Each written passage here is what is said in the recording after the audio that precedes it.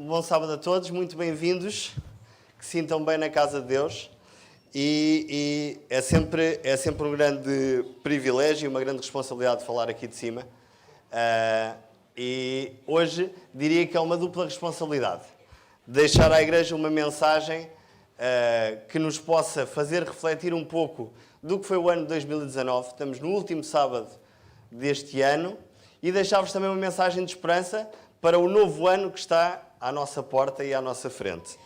E oxalá Deus nos possa ajudar e conduzir na mensagem que eu acredito que me ajudou muito na sua preparação, para que possamos sair daqui com essa certeza e com essa esperança de um ano 2020 cheio das bênçãos de Deus. Quero-vos contar, partilhar um estudo. Eu não sei se o estúdio encontrou um fecheiro que eu coloquei, mas que não avisei ninguém. Eu não vou ter muitos slides, portanto, se quiserem... Mas podem sempre me acompanham, eu não me sinto tão sozinho. Este senhor é um conhecido psicólogo e escritor norte-americano, de nome Daniel Gilbert. E o Daniel Gilbert, além de ser um professor de psicologia também em Harvard, é conhecido por uma série de trabalhos de investigação na Universidade de Virgínia, e alguns dos livros que ele publicou, trago aqui um deles, talvez um dos maiores best-sellers dele, que acabou por receber um prémio do New York Times, de nome O que nos faz felizes. É um pouco a tradução do livro. Existe uma tradução em brasileiro cujo nome é O futuro nem sempre é o que imaginamos. Este livro foi escrito por ele na sequência de um estudo e de um trabalho de investigação que ele estava a fazer do povo americano. Fernando, eu estou a ouvir um barulho, desculpa. Não... Ok. Parece que está assim um retorno. Este estudo que este doutor Daniel Gilbert fez, ele chegou à seguinte conclusão. Apesar da evolução, apesar das pessoas viverem cada vez melhor, e aqui muito focado nos norte-americanos, mas que eu acho que facilmente contextualizamos também na nossa Europa, apesar disso, as pessoas, ao final de 12 meses, conseguiam estar mais tristes do que estavam no ano anterior. O livro foca uma série de detalhes de como é que ele chegou a esta conclusão. Obviamente que há alguns indicadores que são partilhados e públicos para todos. Por exemplo, a venda de antidepressivos é o fármaco mais vendido nos Estados Unidos, por exemplo.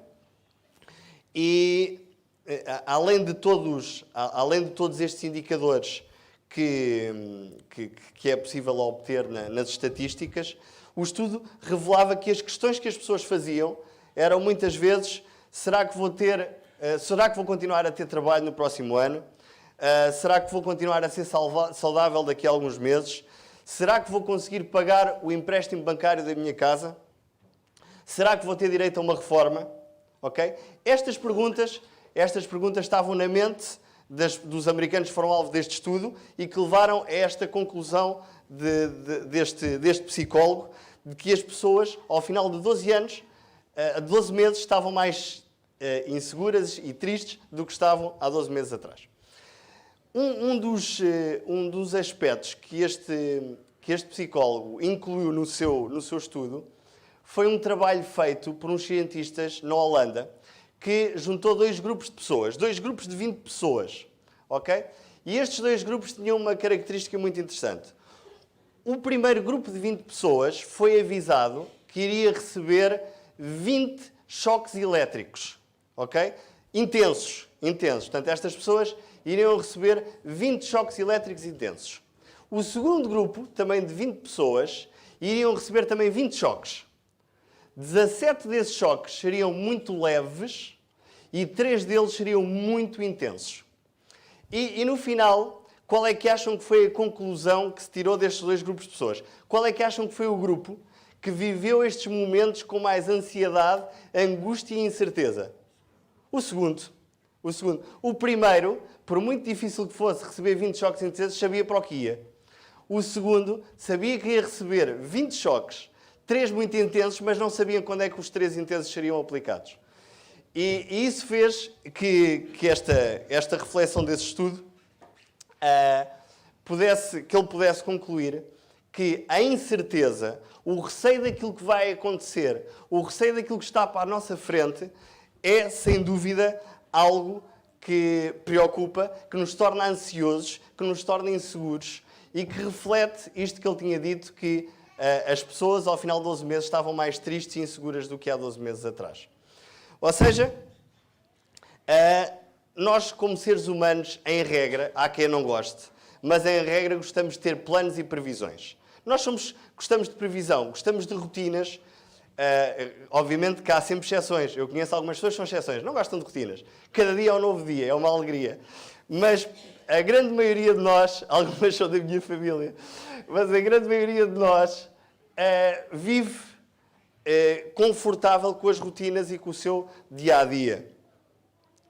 E quando olhamos para a nossa sociedade e quando olhamos para os diferentes acontecimentos que visualizamos, que nos chegam pela comunicação social, etc., por aquilo que lemos e por aquilo que vemos, vemos o quê? Vemos que os ciclos económicos e financeiros, as crises, são cada vez mais curtas. A distância entre uma crise e outra é cada vez mais curta. As bolhas são cada vez maiores e os ciclos económicos são cada vez mais curtos. Reparem que a 2 de setembro de 2019, a agência de notícias Bloomberg editava um artigo muito interessante que falava da queda da economia alemã e como essa queda da economia alemã iria afetar, por exemplo, toda a Europa.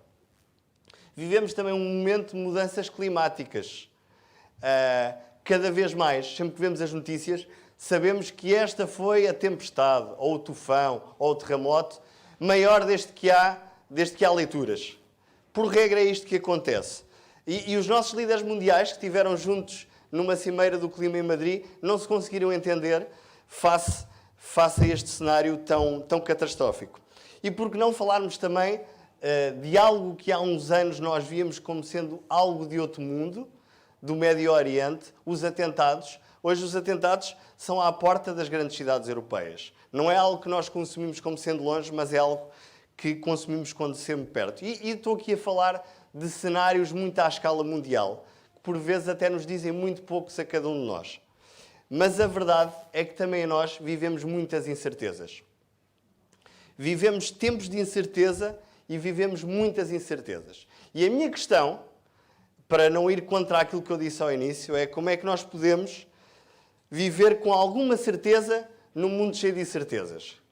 Como é que nós podemos começar o ano 2020 com uma certeza, quando o cenário que nós vemos à nossa frente está repleto de incertezas?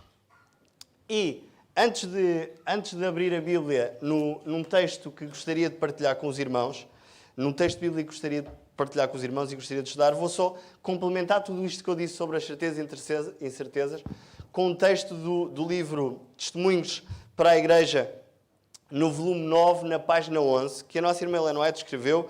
Vivemos no tempo do fim. Os sinais dos tempos que se cumprem rapidamente declaram que a vinda de Cristo está próxima, às portas.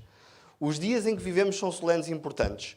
O Espírito de Deus está, gradual, mas seguramente sendo retirado da terra. Pragas e juízos já estão caindo sobre os que desprezam a graça de Deus. As calamidades em terra e mar, as condições sociais agitadas, os rumores de guerra são assombrosos. Pronunciam a proximidade de acontecimentos da maior importância. Acontecimentos estes que nos trazem uma série de incertezas e anseios. As forças do mal estão-se arregimentando e se consolidando. Elas estão-se robustecendo para a última grande crise. Grandes mudanças estão prestes a ocorrer no mundo e os acontecimentos finais serão rápidos. Muito bem. Tudo isto para dizer que nós vivemos num mundo cheio de incertezas. E quando é que podemos encontrar essas certezas na Palavra de Deus? E por isso eu convido-vos para irmos até ao livro de Isaías, ao capítulo 6 de Isaías.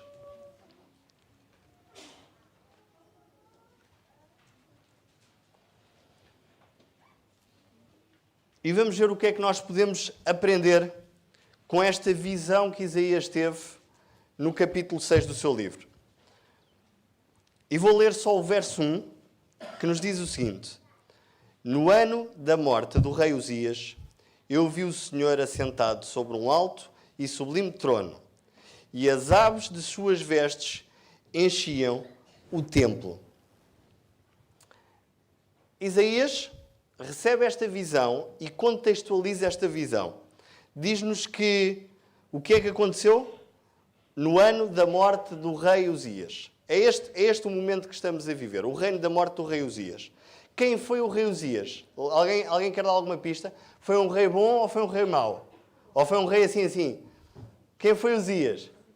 Uzias. Recordam-se do trabalho que este rei fez? Não foi um líder que foi destacado na lição. Não falámos esta manhã. Mas alguém se lembra o que é que fez o rei Uzias? A probabilidade de ter sido um mau rei é sempre grande em Israel, não é? Mas se formos ler, eu já vos vou dar alguns versos em Crónicas, vamos perceber realmente quem foi Uzias. Uzias reinou durante 52 anos, foi rei aos 16 anos. Reinou durante 52 anos e foi um rei extraordinário. Segundo os relatos, e do que podemos ler deste rei, é capaz de ter sido um dos reis mais emblemáticos a seguir a Davi e Salomão, não é? Os nossos reis de eleição, Davi e Salomão.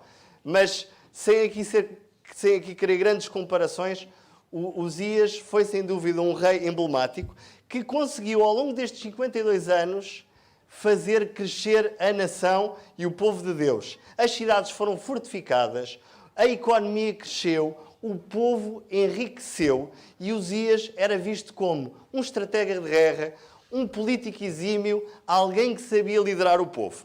Vejam só, por exemplo, o que diz, se lerem 2 de Crónicas, todo o capítulo 26 é um capítulo dedicado ao rei Uzias. Não tirem a vossa mão de Isaías, mas vamos só até 2 de Crónicas, ao capítulo 26.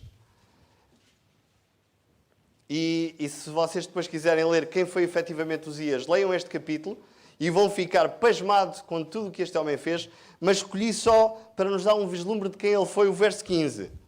Diz aqui que ele fabricou, portanto, verso 15, capítulo 26, 2 de Crónicas, diz que fabricou em Jerusalém máquinas de invenção de homens peritos destinadas para as torres e cantos das muralhas, para atirarem flechas e grandes pedras.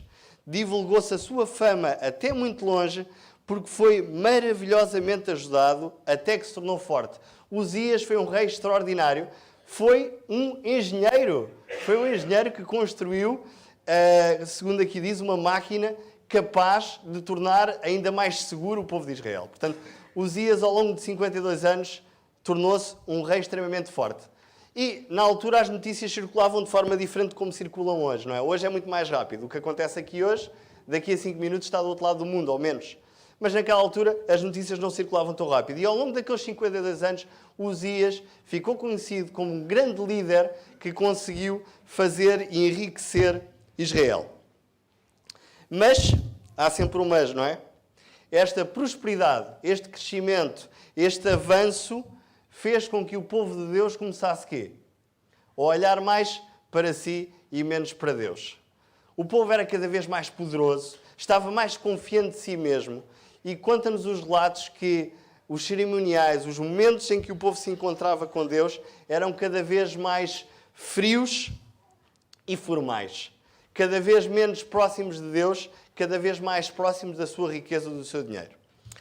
E o nosso rei Uzias, que durante 52 anos tão bem fez, vejam o que é que aconteceu um pouco mais à frente. No verso 16, um verso à frente, em 2 de Crónicas, diz que, mas havendo-se já fortificado, exaltou-se o seu coração para a sua própria ruína e cometeu transgressões contra o Senhor seu Deus, porque entrou no templo do Senhor para queimar incenso no altar do incenso. Quem é que podia entrar no templo? Quem é que podia entrar no templo para queimar o incenso, no altar do incenso? Quem era? Eram os sacerdotes, os descendentes de Arão, aqueles que tinham sido consagrados para fazer aquele ato. E Uzias foi de tal forma tornando-se forte que decidiu também ele tomar o lugar que não era dele. E se lermos todo o relato, eu saltei aqui uma imagem de um quadro pintado pelo famoso pintor Rembrandt. E ele retrata aqui Uzias, já ali, não sei se consegue ver bem, mas ele retrata Uzias com a lepra. Uzias, depois deste ato, contraiu lepra e uns anos mais tarde acaba por morrer. Ele acabou por não ouvir o aviso, segundo aqui diz o relato, de 80 sacerdotes. 80 sacerdotes tentaram dissuadir Uzias de tomar aquele ato, mas ele decidiu fazê-lo. Eu vou só fazer aqui um parênteses, porque foi algo que aprendi também com este estudo, mas não é o objetivo da meditação desta manhã. A verdade é que muitos de nós, quando já estamos há muito tempo aqui na igreja, quando achamos que já estamos a fazer muita coisa, pensamos muitas vezes que o acumular daquilo que nós fazemos nos dá o direito à nossa salvação. Não é? Olhamos às vezes para Deus como um balanço financeiro entre o deve e o haver. E como nós vamos pondo muita coisa a crédito, quando de vez em quando caímos, parece que uma coisa compensa a outra. Mas não é verdade.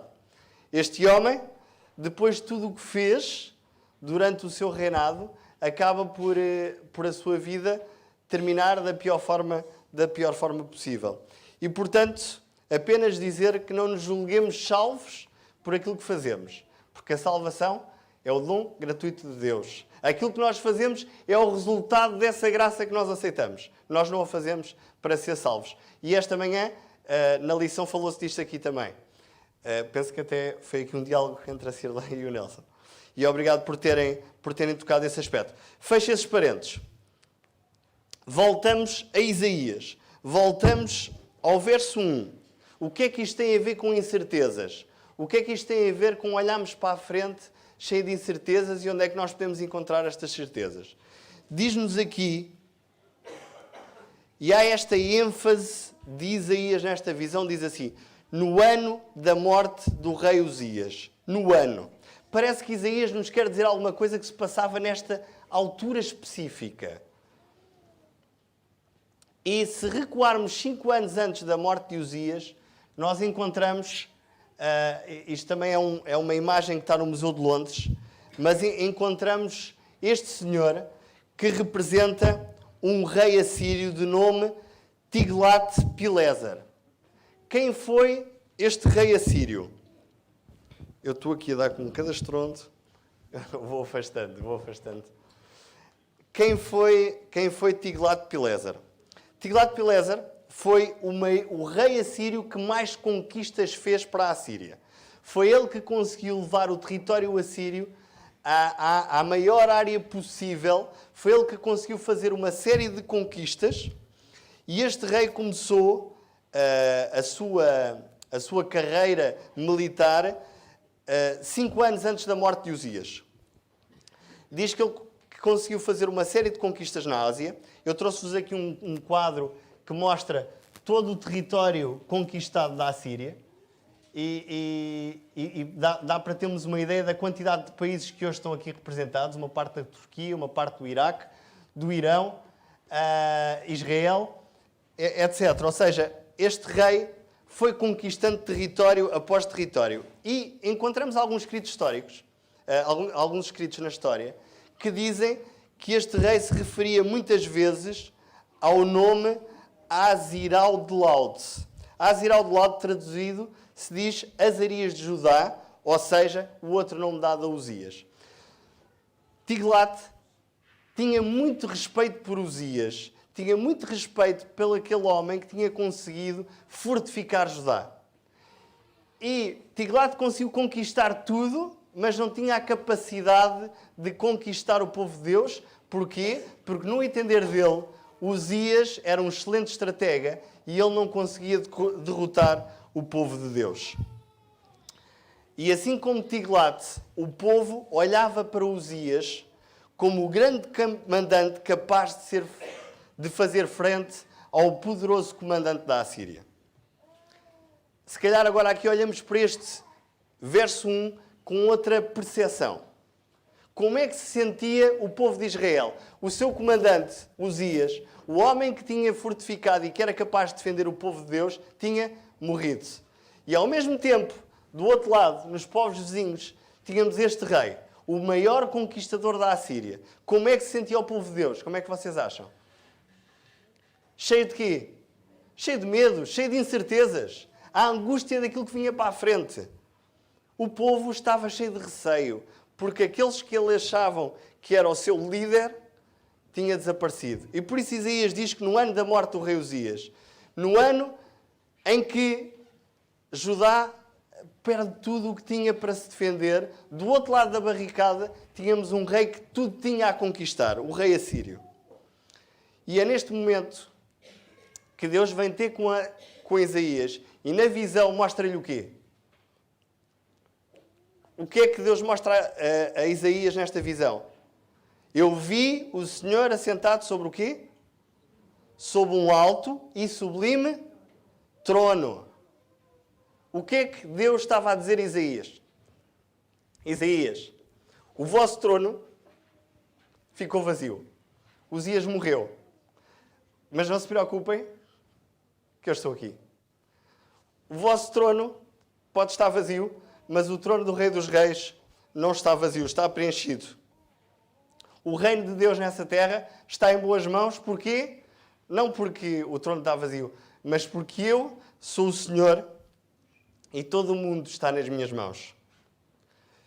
E quando na nossa vida, é a primeira grande mensagem que eu vos queria de deixar a todos nós que olhamos para um novo ano, a todos nós que olhamos para 2020 com algumas incertezas, mas também com alguma esperança. Que quando na nossa vida tivermos tempos de incerteza, quando na nossa vida olharmos para o trono vazio, podemos ter uma grande certeza que Deus está ao leme no seu trono. Quando a incerteza e a instabilidade batem à porta da nossa vida, quando a economia está prestes a arrebentar numa das suas muitas bolhas, quando as tempestades aparecerem, sejam elas climáticas, sejam elas pessoais, quando o emprego desaparecer, pela fidelidade de seguirmos a Deus, quando o curso que eu mais gostava de tirar está difícil de alcançar, quando o emprego que eu tudo fiz para ter terminou, não nos esqueçamos disto. Deus está no seu trono a cuidar de cada um de nós. E esta foi a primeira grande mensagem que o nosso Deus quis deixar a Isaías na sua visão. Agora, vamos ler o verso 2 e o verso 3. Diz-nos que serafins estavam por cima dele. Cada um tinha 6 asas, com 2 cobria o rosto, com 2 cobria os seus pés e com 2 voava. E clamavam uns para os outros, dizendo: Santo, Santo, Santo é o Senhor dos Exércitos, e toda a terra está cheia da sua glória. Lembram-se de outra visão muito idêntica a esta de Isaías? Alguém se lembra? Diz? Em Apocalipse, a visão de João, no capítulo 4 de Apocalipse. Vejam-se em tudo, não tem tantos paralelismos com aquilo que Isaías estava a ver. Isaías, no verso 1, diz que viu o Senhor assentado sobre um alto e sublime trono. Vejam o que João viu no verso 2, quando também foi levado em visão perante, diz assim: imediatamente eu me achei em espírito, e eis armado no céu um trono, e no trono alguém sentado. No verso 2, Isaías tinha visto os serafins que estavam por cima dele. Vejam o que diz no verso 6 do capítulo 4 de Apocalipse. Diz-nos que há diante do trono um como que mar de vidro, semelhante ao cristal, e também no meio do trono e à volta do trono, 4 seres viventes, cheios de olhos por diante e por detrás. E mais à frente do verso 8, vemos que estes 4 seres viventes tinham cada um deles, respectivamente, 6 asas. Quantas asas tinha visto Isaías na sua visão? 6 asas também. E por fim, podemos terminar aqui com os paralelismos, mas no verso 3 de Isaías 6 diz-nos que estes serafins clamavam dizendo: Santo, Santo, Santo é o Senhor dos Exércitos. E o que é que João viu e ouviu no verso 8 de Apocalipse? Diz-nos também: Santo, Santo, Santo é o Senhor Deus Todo-Poderoso, aquele que era, que é e que há de vir. O que é que isto nos diz? Diz-nos que muitas vezes podemos olhar para a palavra de Deus e dizer: esta foi a visão de Isaías, era a visão para o povo de Deus naquela altura. Possivelmente não se aplica a nós hoje. Mas nós vemos uma visão em tudo idêntica à de Isaías no livro do Apocalipse. É como se tivesse Deus a dizer-nos que assim como eu estive no trono e mostrei a Isaías que eu estava no comando, assim, nestes últimos dias, nestes dias cheios de incerteza, nestes dias cheios de insegurança, nestes dias em que temos dificuldade de olhar para o futuro, eu continuo no trono de Deus. Eu continuo a guiar-vos. Eu continuo a conduzir-vos. E esta é uma grande certeza. É muito bom nós olharmos para o livro do Apocalipse e não perdermos tanto tempo no detalhe do que é a besta, do que é que significa o 666, o que é a ponta grande ou a ponta pequena, mas dedicarmos o nosso tempo no livro do Apocalipse a perceber que não é uma grande mensagem que Deus nos diz que está no comando do seu povo. Ele está no trono, no comando, dando-nos a esperança, por muitas incertezas que nós possamos ter, Ele continua lá a guiar e a conduzir a cada um de nós. Voltamos a Isaías. E no verso 2 e no verso 3 de Isaías, vemos, principalmente no verso 3, vemos que, além de Isaías estar no trono de Deus, ver a Deus, diz-nos que ele viu que toda a terra estava cheia da sua glória. Portanto, vamos recordar aqui Isaías. Isaías tem esta visão. Vive um momento de grande angústia e incerteza. Deus revela o seu trono e, além de revelar o seu trono, revela a sua glória que ele tem por toda a terra. E nós agora temos a atitude de Isaías. Vemo-la no verso 5.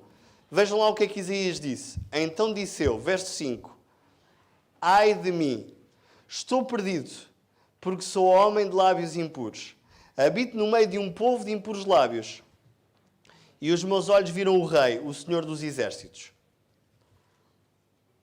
Quando nós temos um verdadeiro encontro com o nosso Deus, quando nós temos esta oportunidade de nos ajoelharmos perante a sua presença, quando nós temos a noção da grandeza e do poder de Deus, da sua glória e santidade, nós naturalmente dizemos o mesmo que Isaías disse. Nós não sentimos dignos. Nós sentimos injustos ao ver a justiça de Deus. Nós sentimos impuros ao ver a santidade de Deus. Nós sentimos egoístas ao ver a bondade de Deus. Quando entramos no santuário de Deus e reconhecemos o nosso pecado, a nossa fraqueza, a nossa pequenez, a nossa humanidade, o nosso orgulho, a nossa ganância, a nossa impaciência, o nosso egoísmo, quando reconhecemos tudo isto, algo de maravilhoso acontece. E vejam o que aconteceu a Isaías no verso 6 e 7.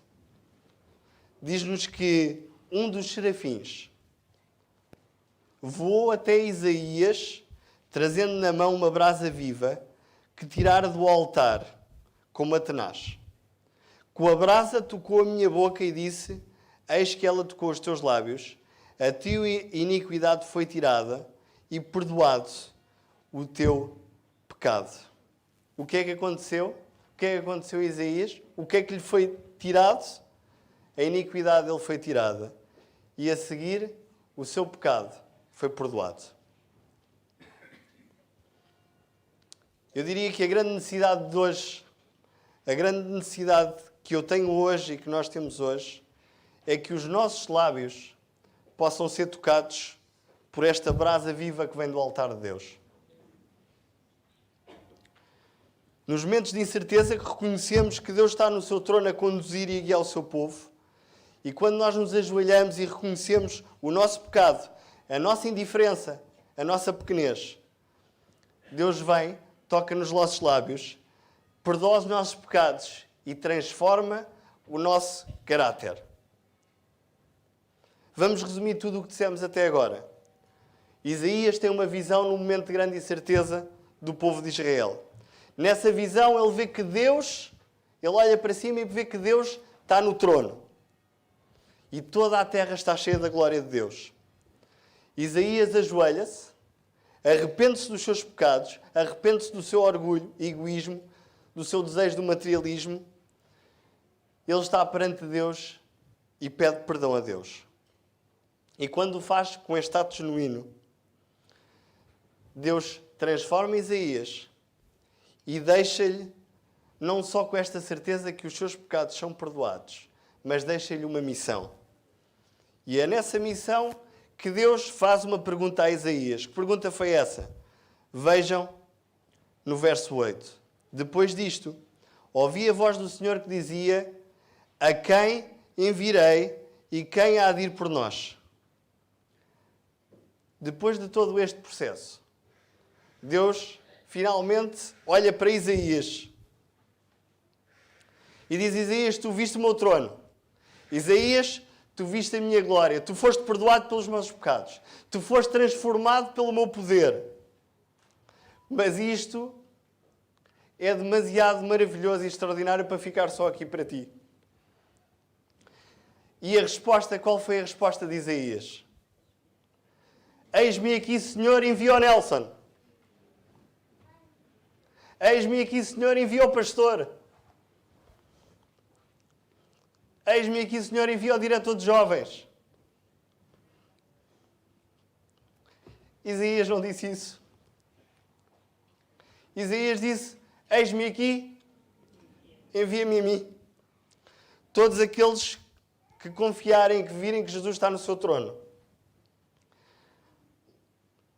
Todos os que tiverem esta oportunidade de deixar ser transformado pela glória de Deus, terão esta vontade de responder como Isaías respondeu: eis-me aqui, Senhor, envia-me a mim. Estou a terminar e quero partilhar com vocês a história deste pastor. De seu nome, Peter Kulakov. Este livro não está em português. Foi escrito pelo seu filho, o Mikhail Kulakov, que conta a história do seu pai. Este pastor, o pastor Kulakov, teve preso 5 anos durante o tempo da Revolução do governo soviético, da Revolução Soviética. E durante estes 5 anos, este pastor foi preso por uma razão muito, muito simples. O pastor, numa noite, depois de ter dado uma série de estudos bíblicos a 7 jovens, batizou-os numa madrugada. Estes jovens foram batizados, mas infelizmente um daqueles jovens era um espião do KGB. E no final daquele batismo, aquele jovem dirigiu e foi apresentar a queixa contra o pastor Kulakov. Disse que o pastor o tinha coagido a que ele fizesse aquele ato de batismo. E o pastor Kulakov foi levado preso, foi interrogado, sofreu muito durante 5 anos. E durante o tempo em que ele esteve na prisão, ele tinha um desejo muito grande. E o desejo do pastor Kulakov era de que ele pudesse ter uma Bíblia que o ajudasse a passar os tempos que ele estava a viver na prisão naquele momento. Mas não era permitido que fossem entregues Bíblias aos prisioneiros. E a única coisa que era permitida que os prisioneiros recebessem era que pontualmente eles pudessem receber uma refeição preparada pelo familiar. Okay? Pontualmente eles podiam receber essa refeição. E então o pastor Kulakov combinou com a sua esposa para ela, numa dessas refeições, trazer a Bíblia no meio. E então a sua esposa preparou uma refeição, embrulhou uma Bíblia velhinha que eles tinham. Não era fácil ter Bíblias naquela altura. Uma Bíblia velhinha, embrulhou esta Bíblia e no meio de toda aquela refeição pôs lá a Bíblia dentro. E ela assim foi. Foi até à prisão, passou todas as barreiras de segurança, quase todas, até que chegou ao último guarda que iria levar a refeição ao pastor Kulakov. E a história teria acabado bem se a Bíblia tivesse chegado ao pastor Kulakov. A verdade é que o guarda detectou que havia ali qualquer coisa de estranho e começou a mexer naquele tupperware, não sei o que seria, mas naquele recipiente que tinha a comida, e encontrou a Bíblia. O guarda ficou de tal forma chateado que pegou na Bíblia e atirou a Bíblia com toda a força para o chão. Esta Bíblia, conta a história neste livro, a Bíblia era já muito velhinha e a própria lombada da Bíblia estava já muito danificada. O que fez com que as folhas da Bíblia começassem a voar por toda a sala. Portanto, o guarda já estava suficientemente chateado por lhe trazerem a Bíblia e não teve que ir apanhar as folhas todas. E no meio de todo aquele processo, há uma folha que viaja, que é conduzida até perto do pastor Peter Kulakov e que conseguiu agarrá-la e pô-la no bolso. Todo aquele episódio terminou, e não terminou muito bem para o pastor Kulakov, mas aquele momento terminou e ele voltou para a cela dele. Na vossa mente está a pergunta: que página era aquela, não é? Não era o prefácio, não era o índice, mas era um excerto, não era o capítulo todo, mas era um excerto de Romanos no capítulo 8. E eu convido-vos a ler como conclusão da mensagem desta manhã. Romanos, no capítulo 8, no verso 31. Foi esta a página que chegou até este pastor. O pastor conta que leu esta página todos os dias, durante os anos todos que esteve na prisão. Foi a mensagem que lhe deu força para ele superar toda a angústia. Foi a mensagem que lhe deu força para ele superar todas as incertezas do dia da manhã. E diz-nos este conhecido relato do apóstolo Paulo: que diremos, pois, à vista destas coisas? Se Deus é por nós, quem será contra nós? Aquele que não poupou o seu próprio filho, antes por todos nós o entregou, porventura não nos dará graciosamente com ele todas as coisas? Quem intentará acusação contra os eleitos de Deus? É Deus quem os justifica. Quem os condenará? É Cristo quem morreu, ou antes quem ressuscitou, o qual está à direita de Deus e também intercede por nós. Quem nos separará do amor de Cristo? Serão as incertezas? Será a tribulação? Ou a angústia? Ou a perseguição? Ou a fome? Ou a nudez? Ou o perigo? Ou a espada? Como está escrito: por amor de ti somos entregues à morte o dia todo. Fomos considerados como ovelhas para o matador. Em todas estas coisas, porém, somos mais que vencedores, por meio daquele que nos amou. E terminou no verso 37, a folha que o nosso pastor recebeu. Que grande bênção! Se estudarmos as probabilidades da página que ter voado ter sido esta, seria difícil apresentarmos aqui o número. Mas que no ano que se avizinha à nossa frente, que o ano de 2020, possamos ter a certeza que o nosso Deus está no trono a guiar e conduzir todos aqueles que escolhem ficar ao seu lado. Que o nosso Deus nos diz que em todas estas coisas, em todas estas incertezas, a maior certeza é que nós somos mais vencedores por meio daquele que nos amou. Que ao reconhecermos o poder e a glória de Deus, nos arrependamos de tudo aquilo que nos tem afastado dele, para que quando ouvirmos a pergunta de Deus: a quem enviarei? Todos nós possamos responder: eis-me aqui, Senhor, envia-me a mim.